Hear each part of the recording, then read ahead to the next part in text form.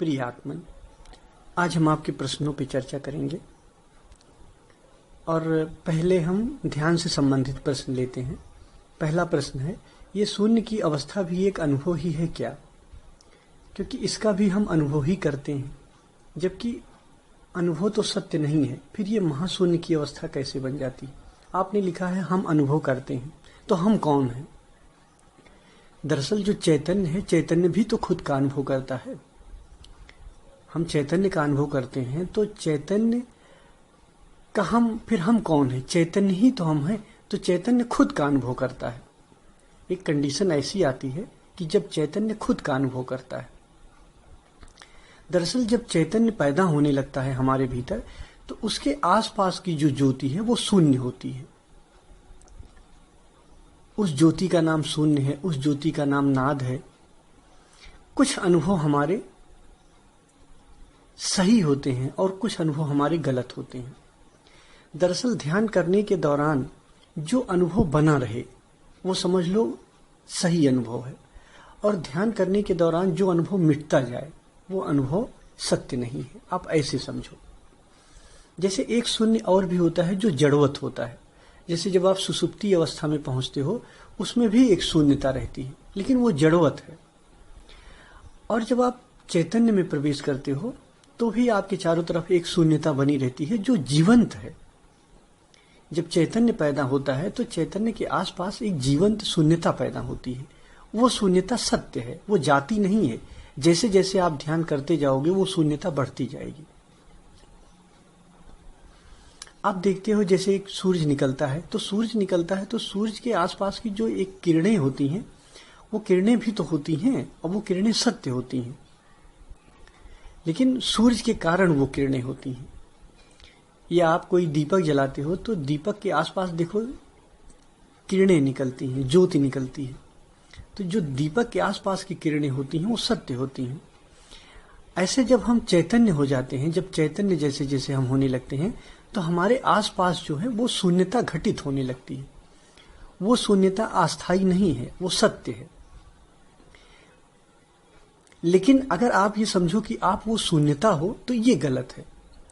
मेरा मतलब आप चैतन्य हो और चैतन्य के कारण शून्यता पैदा हुई है। जब आप ध्यान करते हो और आप कहते हो कि गुरुजी मुझे शून्य का अनुभव हो रहा है, तो मैं ये कहता हूं कि जिसके कारण शून्य का अनुभव हो रहा है उस पे ध्यान दो, उसको मजबूत करो। अर्थात आप खुद शून्य नहीं हो, आप चैतन्य हो, लेकिन चैतन्य के कारण आपके आसपास शून्यता का अनुभव हो रहा है। चैतन्य के कारण आपके आसपास आनंद का अनुभव हो रहा है। जब चैतन्य पैदा होता है तो शून्य और आनंद रूपी किरणें उसके आसपास पैदा होती ही होती हैं। ये अनुभव सत्य है। कुछ शारीरिक अनुभव होते हैं जो सत्य होते हैं, जैसे माथे के आसपास आपके सर के ऊपरी भाग में खिंचाव पैदा होता है, ये खिंचाव बढ़ता जाएगा। तो कुछ अनुभव सत्य होते हैं और कुछ असत्य होते हैं। लेकिन जो सत्य अनुभव होती हैं, वो अनुभव जो सत्य होते हैं, वो सत्य अनुभव को भी आपको पकड़ना नहीं है। जिसके कारण सत्य का अनुभव हो रहा है उस पे ध्यान देना है। ध्यान के कारण हो रहा है, ध्यान पे हमें ध्यान देना है। ये सारे अनुभव जो हैं वो चैतन्य के कारण होते हैं। तो हम किसी भी तरीके से ध्यान के द्वारा हम उस चैतन्य को बढ़ाते जाएं, क्योंकि चैतन्य ही सत्य है। जब धीरे धीरे हम ध्यान करते हैं और ध्यान में हमारे भीतर चैतन्यता पैदा होती है, वो चैतन्य होता है, तो चैतन्य के आसपास शून्य और आनंद, ये दो घटनाएं घटती हैं, अपने आप घटती हैं। और जैसे जैसे चैतन्य बढ़ता जाएगा ये शून्यता और आनंद बढ़ता जाएगा। पर ये झूठा नहीं है, ये सत्य है। लेकिन आपको आनंद को नहीं पकड़ना है। आनंद आपको मिलेगा, आप महसूस करोगे। आपको चैतन्य पे ध्यान देना है कि आपका चैतन्य बढ़ता जाए। और एक कसौटी और है, ध्यान करने के दौरान जो अनुभव मिटते रहें, बदलते रहें, समझ लेना वो अनुभव सत्य नहीं है। लेकिन ध्यान के दौरान जो अनुभव कंसिस्टेंसी में आ जाए, जो बने रहें, समझ लीजिए वो अनुभव सत्य है। अब बने क्या रहेंगे? आनंद का अनुभव बनता जाएगा, बढ़ता जाएगा, शून्य का अनुभव बढ़ता जाएगा। तो पर धीरे धीरे एक घटना, एक समय ऐसा आएगा कि जब हमेशा चैतन्य ही बना रहेगा, आप चैतन्य ही हो जाओगे। जब आप चैतन्य ही हो जाओगे तो आपके पास आसपास शून्यता हमेशा बनी रहेगी, और वो सत्य है। दूसरा प्रश्न, क्या मैं साक्षी हो गया हूं? कभी कभी मेरी अवस्था बहुत अच्छी होती है। प्रिय आत्मन, जब आप साक्षी हो जाएंगे तो आपको पता चल जाएगा, हमें बताना नहीं पड़ेगा, आपको भी नहीं बताना पड़ेगा। आप सतत एक होने में बने रहोगे और आपके आसपास चारों तरफ एक शून्यता और एक परम आनंद की घटना हमेशा घटती रहेगी। तो वो कहते नहीं है कि जब बहारें आती हैं तो वो पता ही चल जाता है। जब चारों तरफ आपके बदली और आनंद का मौसम आएगा तो आपको पता ही चल जाएगा। वो स्वयं प्रूफ होता है, उसे सिद्ध नहीं करना पड़ेगा आपको। और जब तक ये संदेह है कि क्या मैं साक्षी हो गया हूं, तब तक साक्षी नहीं हुए हो। वो बहुत बड़ी घटना होती है। जब सतत साक्षी बना रहेगा तो आपको खुद पता चल जाएगा। आप एक परम शून्यता में, एक परम आनंद में हमेशा रहोगे। आपके अंदर चिड़चिड़ापन, आपके अंदर क्रोध, आपके अंदर काम, क्रोध, मोह, लोभ, कोई भी चीज नहीं मौजूद रहेगी। एक परम आनंद, एक परम शून्यता हमेशा विद्यमान रहेगी, और वो शून्यता जीवंत होगी, जड़वत नहीं होगी।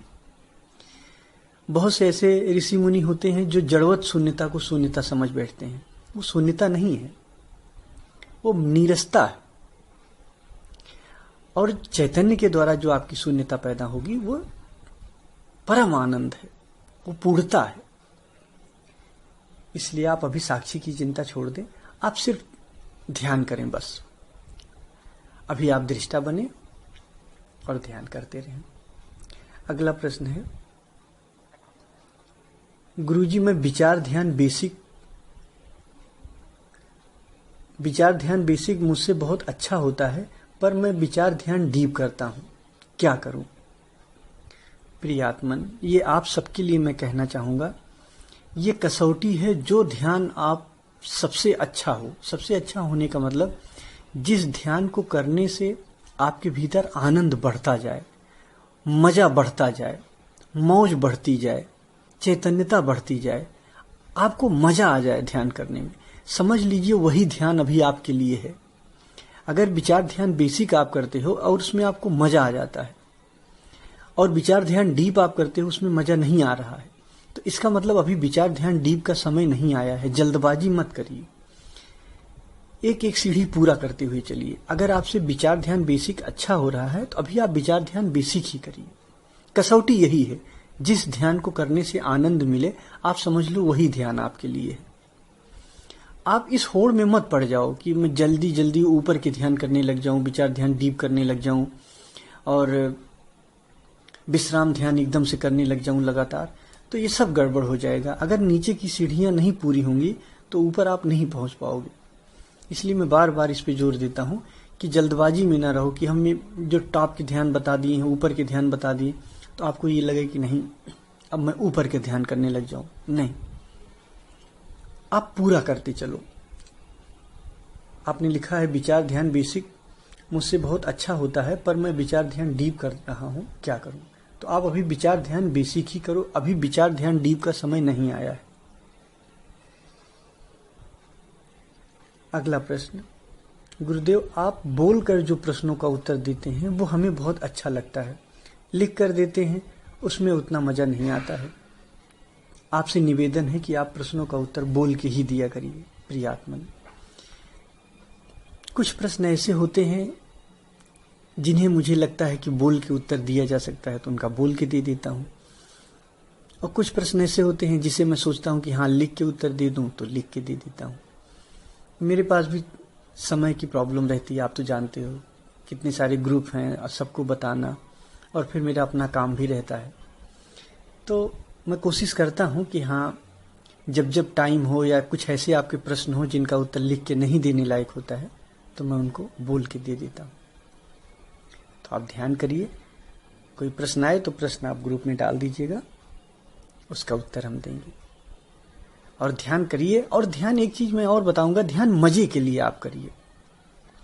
आप ये ना सोचिए कि ध्यान कर रहा हूं तो मुझे जल्दी जल्दी लक्ष्य मिलता जाए। कैसा लक्ष्य? कहां जाना है आपको? ध्यान करना ही लक्ष्य है, परमात्मा का होना ही पूर्णता है। जीवन में एक काम ऐसा करो जिसकी कीमत मत मांगो। आप नौकरी करते हो, आप उसकी सैलरी मांगते हो, आप कहीं भी संसार में कोई भी कार्य करते हो तो आप पारिश्रमिक मांगते हो। आप पारिश्रमिक मांगते हो कि मुझे इसकी कीमत चाहिए। आप परमात्मा के लिए अगर थोड़ा सा मेहनत कर रहे हो तो उसकी कीमत मत मांगो। ये तो बहुत बड़ी कीमत आप मांग लेते हो परमात्मा से कि नहीं, तुम्हारे लिए मैं, परमात्मा से आप कहते हो कि मैं आपके लिए मेहनत कर रहा हूं, बदले में मुझे बुद्धत्व चाहिए, मुझे तुम ही चाहिए। ऐसा मत कहो। आप कहो कि ठीक है प्रभु, मैं तेरे लिए कार्य कर रहा हूं, आपकी पूजा कर रहा हूं, तेरी पूजा कर रहा हूं नारायण, इसके बदले मुझे कुछ नहीं चाहिए।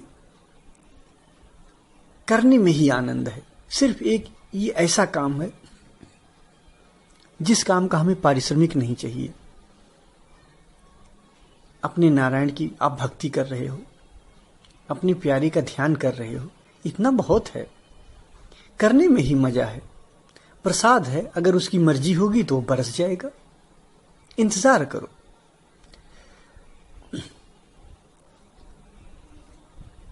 हमारा मन बहुत क्षुद्र होता है, वो विराट है। हम क्षुद्र से विराट कैसे पा सकते हैं? हम सिर्फ ध्यान करें, अपने आप को उसके लिए पूरा खुला छोड़ दें। उसकी कृपा होगी, उसकी करुणा होगी तो वो हम पे बरस जाएगा। इसलिए आग्रह मत करिए यहां कि मैं ध्यान कर रहा हूं तो मुझे एकदम से मिल जाए बुद्ध, तो मैं आज ही बुद्ध बन जाऊं, आज ही परमात्मा मुझे अपने में मिला ले, इतना मैंने श्रम किया तो मुझे इसके बदले कुछ चाहिए नहीं। ठीक है, आप हमेशा ये ध्यान दो, आप ध्यान को ही आनंद बना लो। बस आप ध्यान करते हो, इतना काफी है। आपने ध्यान किया, आपका बुद्धत्व हो गया। आपने ध्यान किया, आपका परमात्मा मिल गया। बस उस करने को ही मौज बना लो और करना बराबर रखो। जब कभी उसकी करुणा होगी, उसकी कृपा होगी तो आप पे बरस जाएगा। तो इसलिए प्यार से ध्यान करिए, कहीं जल्दबाजी नहीं है। आपका आनंद दिन प्रतिदिन बढ़ता जाएगा। एक दिन आप जान भी नहीं पाओगे और परम आनंद आपके द्वार पे होगा। तो आज इतना ही। धन्यवाद।